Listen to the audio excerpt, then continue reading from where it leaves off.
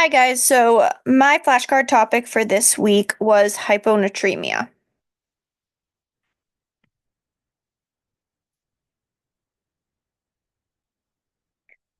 So, hyponatremia refers to a condition where the serum sodium levels fall below 3.8 to 5 mmol per L or 135 milliequivalents.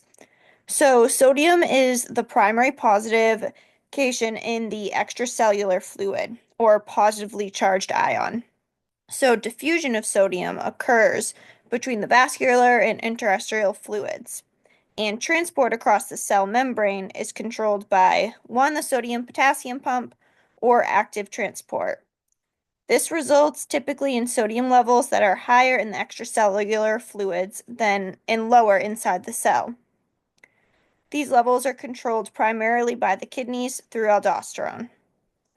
When serum sodium is low, such as in hyponatremia, the imbalance disrupts homeostasis, particularly affecting osmoregulation and functions such as nerve impulses and muscle contractions, as well as cellular functions in critical organs such as the brain.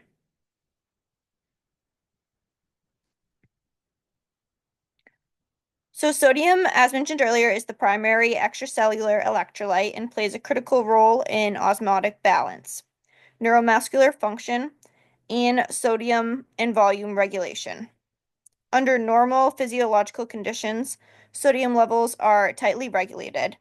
The kidneys control sodium retention or excretion to maintain homeostasis, where ADH released from pituitary gland also regulates water reabsorption in the renal collecting ducts.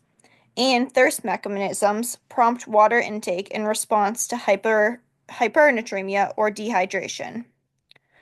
When these regulatory mechanisms are disrupted, sodium can shift from normal to abnormal. Dilutional hyponatremia occurs due to excessive water retention or intake. Some causes that can cause this are polydipsia, SIADH, heart failure, or liver cirrhosis. When ADH secretion is increased, it results in water retention. This dilutes serum sodium concentration without an actual loss of sodium. Whereas depletional hyponatremia results from sodium loss through renal or extrarenal pathways. Causes can include diuretics, vomiting, diarrhea, or adrenal insufficiency. When sodium is lost or diluted, extracellular osmolarity is reduced, causing water to move into cells, leading to cellular swelling. When cells such as brain cells swell, it can increase intracranial pressure and can lead to neurological symptoms and risks. Now, some compensatory mechanisms exist, such as brain cells reducing osmolytes to mitigate the swelling, or in response to sodium loss or hypovolemia, RAS activation promotes sodium reabsorption in the kidneys to help restore serum sodium levels. However, if the underlying cause is not addressed, compensatory mechanisms fail, and severe hyponatremia will progress and lead to serious complications.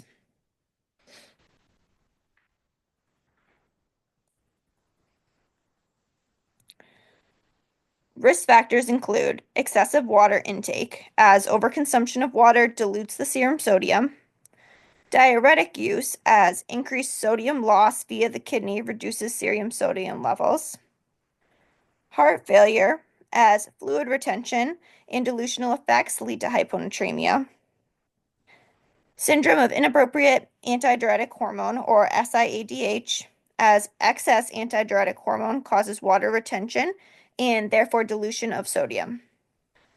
Vomiting, as loss of gastric contents rich in sodium and water depletes extracellular sodium. Diarrhea, as excretion of substantial amounts of sodium and water through intestinal fluids can lead to dehydration and hyponatremia. Excessive perspiration, as sweat contains sodium, and excessive perspiration without adequate replacement of electrolytes causes depletion of extracellular sodium stores. Chronic renal failure, as diseased kidneys fail to concentrate urine effectively, which leads to excessive loss of sodium in the urine or dilution of serum sodium due to water retention.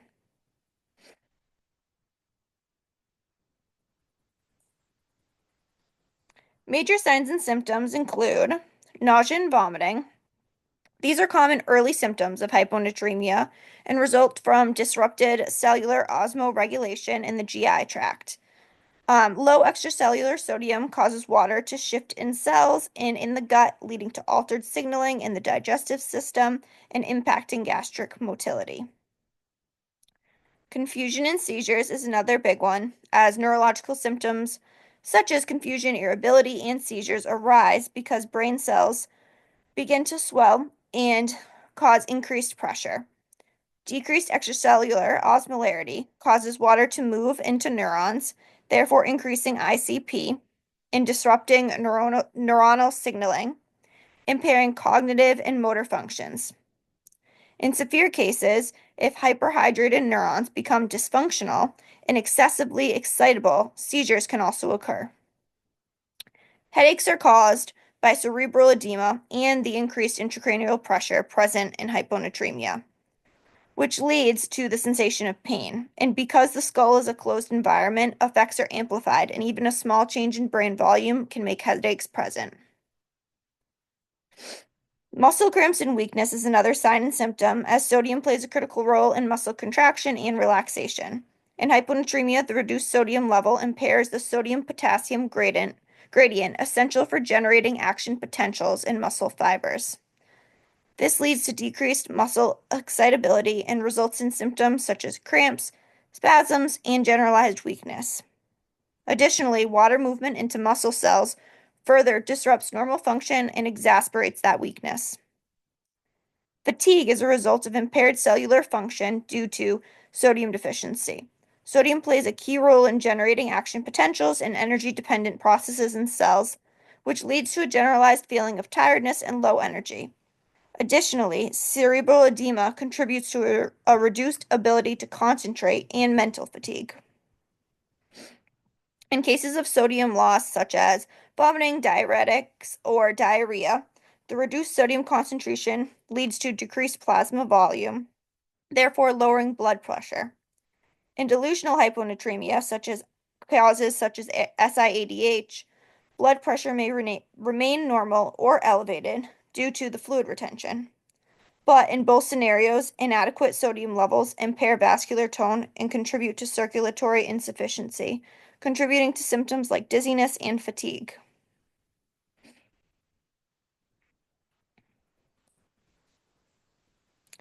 Some diagnostic testing includes serum sodium, where a serum sodium concentration of less than 135 confirms the hyponatremia. The severity of symptoms typically correlates with how depleted the sodium level is, with critical neurological symptoms occurring when levels fall below 125. Serum osmolarity is a key test for determining the type of hyponatremia. Hypotonic hyponatremia, the most common form, is indicated by a serum osmolarity of less than 275. This test helps distinguish between dilutional and non-dilutional causes. Urine sodium levels is another test. A urine sodium concentration above 30 is indicated of renal sodium loss, such as in diuretic use or adrenal insufficiency. In contrast, a low urine sodium level, less than 30, points to extrarenal sodium loss, such as from vomiting or from diarrhea. A urine osmolarity greater than 100 in hyponatremia suggests impaired water excretion due to elevated antidiuretic hormone, such as in cases of SIADH or heart failure. Urine-specific gravity assesses urine concentration and is helpful in identifying water retention. A high urine-specific gravity, above 1.020, supports a diagnosis of hyponatremia due to excessive ADH activity, as seen in SIADH. BUN and creatinine are important, as elevated levels may indicate renal impairment as a contributing factor for hyponatremia. These tests are essential for assessing the kidney function and determining whether hyponatremia is related to chronic kidney disease.